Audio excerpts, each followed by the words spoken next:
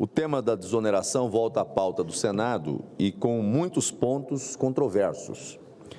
Eu queria dizer ao plenário que, desde o início das discussões sobre desoneração, a oposição tem sido firme no sentido de não aceitar o aumento da carga tributária como compensação.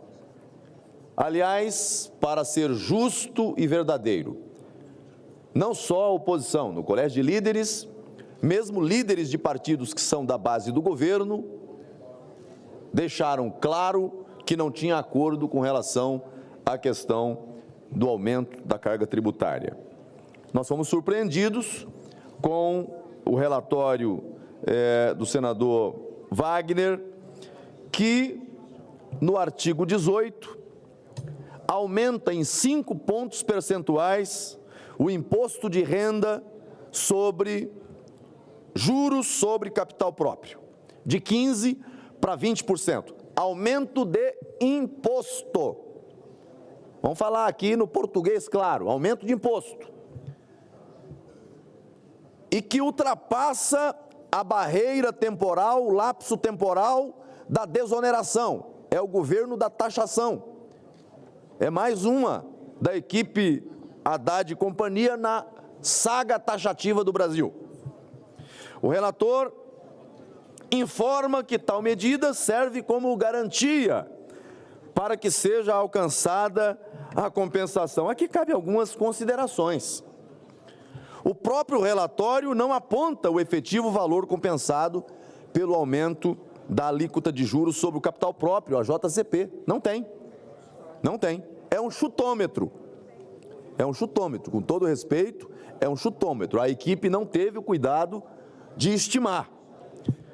De acordo com o artigo 150 da Constituição Federal, o aumento da alíquota da JCP só pode vigorar a partir de 2025. Logo, a medida é inócua.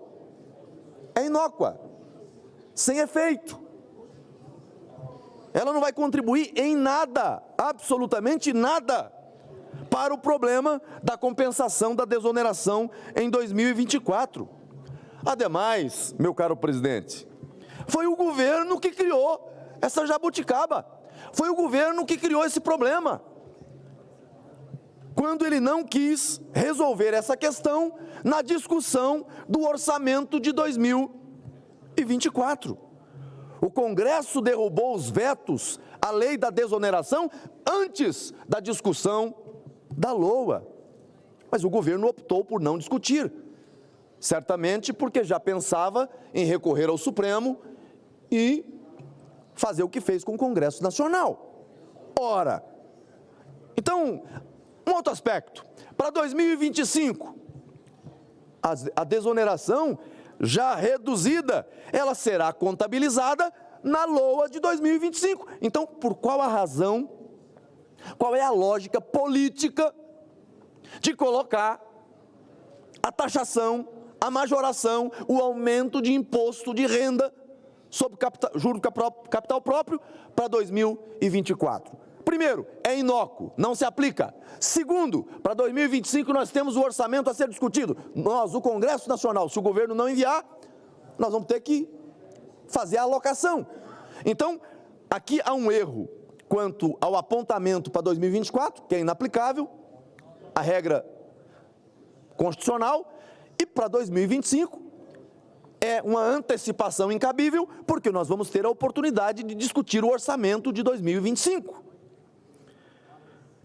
Então, senhor presidente, mesmo que o Poder Executivo não faça essa contabilização na proposta a ser enviada para o Congresso Nacional, nós, os congressistas, o faremos. Então, não se preocupe o governo em antecipar o que vai ser discutido no orçamento de 2025. Importante destacar que somente em 2024, esse Congresso, não com o voto, porque não votei em nenhuma matéria para aumentar imposto aqui no Senado Federal, mas esse Congresso já entregou ao Poder Executivo, em novas receitas, muitas delas derivadas de aumento ou criação de impostos, mais de 160 bilhões de reais. É muito dinheiro. O Congresso criou o ambiente para o aumento da arrecadação do governo em mais de 160 bilhões. Então não é justo com a população e nem com esta casa aumento de impostos. O governo deve fazer o dever de casa para acomodar a desoneração, senador Flávio Bolsonaro, sem aumento de carga tributária, sem pesar no lombo do trabalhador. Outra questão que eu gostaria de sublinhar, dizendo que o que está no artigo 18, o PL apresentou destaque, nós destacamos, nós vamos votar pela supressão. O artigo 45, que agora foi modificado para artigo 43, o relator inclui outra trava grave, embora nesse caso um pouco mais sutil. Na prática, só poderá desfrutar, utilizar do incentivo fiscal qualquer tipo de incentivo, a empresa que comprovar quitação de tributos e contribuições. Essa previsão, nobre relator, ela já existia, mas não para a fruição, porque era restrita somente para concessão ou reconhecimento de qualquer incentivo ou benefício fiscal. O mesmo artigo 45, agora 43, estabelece uma série de outras condições, além dessa, para usufruir do benefício fiscal. Ou seja, dá com a mão e tira com a outra, em razão de uma trava. O meu destaque, nesse caso, é um destaque que aí eu foquei apenas em dois incisos que são mais impactantes para aquilo que nós estamos pretendendo. Eu estou propondo a supressão dos incisos 1 e 2 do parágrafo 2º do artigo 45. Repito, a legislação atual já apresenta restrições ao direito de usufruir de benefícios fiscais. O que a proposta está fazendo é dificultar ainda mais esses benefícios, o que pode acabar concentrando os benefícios só em quem é grande. O pequeno não consegue. Vai criar problema para os menores.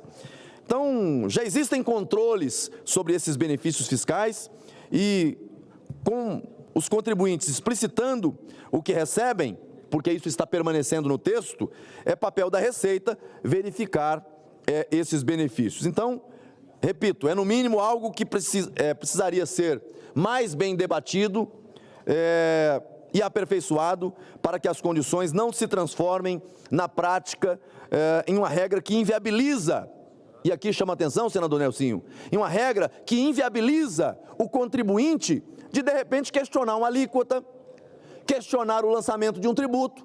Ora, daqui a pouco ele está questionando judicialmente o lançamento de um tributo, ou alíquota, ou alguma coisa, e aí, em razão de estar questionando judicialmente, ele não tem a quitação, e ao não ter a quitação, ele não pode fazer uso da política da desoneração. Então, essa trava, ela vai além daquilo que é o mínimo razoável. Uma coisa, repito, seria condicionar a fruição do benefício a um nível de compliance mínimo, por exemplo, definindo um conceito restrito de devedor quanto mais e vedar a fruição do benefício nessa hipótese. Assunto, aliás, que também é polêmico, mas não é disso que se trata. Ele está indo muito além. A regra proposta no 43 me parece muito mais restritiva, gerando absoluta insegurança jurídica para o contribuinte. Por isso eu estou propondo aqui, senador líder Jacques, a supressão desses dois incisos. No artigo 4º, destacado pelo PP, e aqui apenas estou falando, mas quem vai encaminhar essa matéria certamente é a liderança do PP, o texto cria uma reserva de emprego que vai contra a liberdade econômica. Nós aprovamos a liberdade econômica no âmbito do Congresso Nacional. Aí houve uma modificação no texto apresentado pelo relator, o novo relatório, onde era 100%, agora baixou para 90%. Mas eu continuo entendendo que não dá para vincular a desoneração, que foi criada justamente para estimular o emprego nos 17 setores que mais empregam, com esse tipo de trava. Isso tira a liberdade das empresas e um argumento que é básico, que é simbólico. já concluo, senhor presidente, que é simplório. O que seria uma boa medida para manter os empregos é justamente a desoneração que o governo está trabalhando para acabar, ainda que de forma escalonada.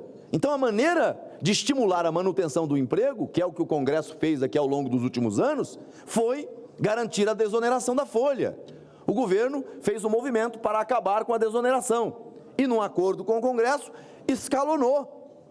Então, fazer essa trava, vinculando a manutenção 100% dos empregos, atenta contra a liberdade econômica e não me parece o melhor caminho. Eu concluo dizendo que a oposição continua a favor da desoneração da folha, mas contra o aumento de impostos, ainda que de forma indireta. E aí, senhor presidente, apenas para deixar esse assunto para nossa reflexão, a reflexão de todos, o governo não tem, assim, a clareza dos números até agora, com todo respeito. Qual o impacto fiscal em 2024? Em julho, o próprio ministro Haddad e o líder do governo afirmaram que seria na casa de 17, 18 bilhões. Está aqui, líder do governo admite impacto menor para a desoneração da folha e fala em 17 bi. Depois, aqui as agências falando aqui, os noticiários. Fazenda reduz para 18 bi impacto da desoneração da folha para 2024. E a gente vai. Agora, o relator está trazendo um dado que aponta para 25 bilhões de reais. Mas é da onde que surgem esses números? De onde é que vêm esses números que são apresentados? Uma hora é 26, depois cai para 18, depois cai para 17, agora voltou para 25. Qual é o parâmetro para a definição do que seria... Para concluir, senador. Qual é o parâmetro para a definição do que é, de fato, o impacto da desoneração? Me parece que são números que estão sendo apontados sem o devido cotejo, sem o devido cuidado e que não serve de base para todos nós. Mas, repito, a oposição é a favor da desoneração, mas não há espaço para negociar quando se trata de aumento de impostos. Muito obrigado, senhor presidente.